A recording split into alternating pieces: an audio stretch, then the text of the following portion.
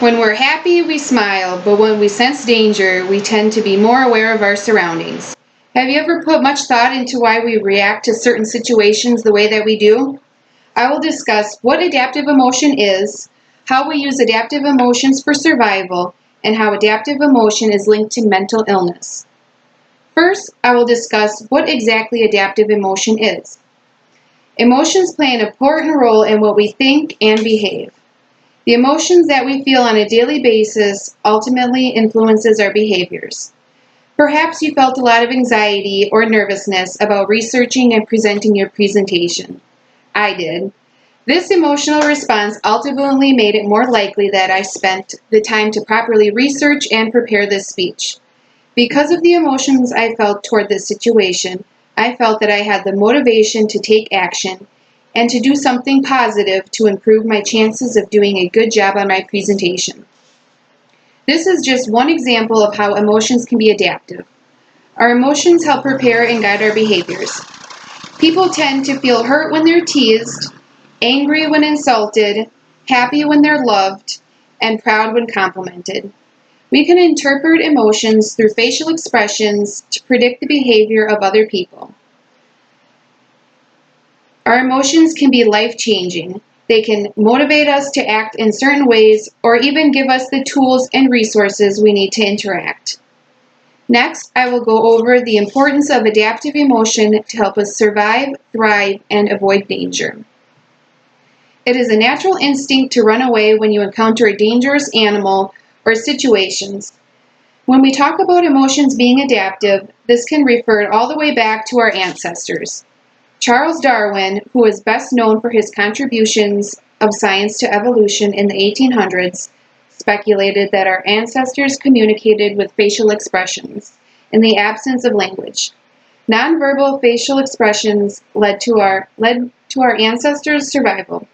For example, when we experience fear, we are more likely to flee. Or when we feel love, we might seek out a mate to reproduce. Emotions serve an important role in our lives by helping us act quickly and take actions that will maximize our chances of survival. Just imagine, our ancestors are face to face with a hungry wolf. Naturally, they would run and hide to survive. But if they were unable to adapt their emotions to the situation, we might not have survived until today. Now, I will go over some research linking adaptive emotion regulation skills and the reduction of mental illnesses. Major depressive disorder, or MDD, is one of the most common mental disorders worldwide. Despite the great availability of medicines and treatments for mental disorders, there is still a very high risk for it to become a recurrent and potentially chronic problem. Recent research has focused on general deficits in emotion regulation for the maintenance of mental illnesses. Emotion regulation refers to the set of processes where people seek to monitor, evaluate, and redirect the spontaneous flow of their emotions to accomplish their needs and goals. So, how does this relate to adaptive emotion? When someone is unable to express their emotions, it is likely that they will be unable to engage in positive activities when working to overcome their mental illnesses.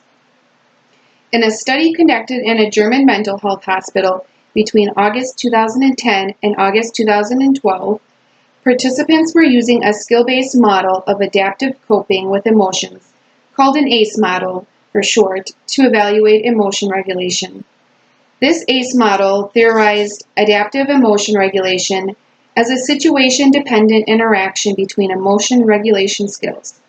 This study suggests that symptom severity in major depressive disorder and anxiety disorders are associated with difficulties in identifying and labeling emotions, accepting and tolerating negative emotions, compassionately supporting oneself with facing challenging emotions, and adaptively modifying emotions.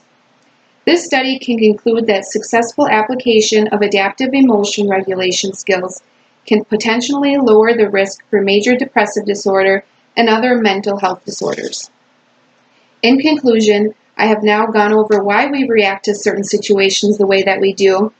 We now know what adaptive emotion means, how we can use adaptive emotion for survival, and how adaptive emotion is linked to mental illnesses and keeping a healthy mind.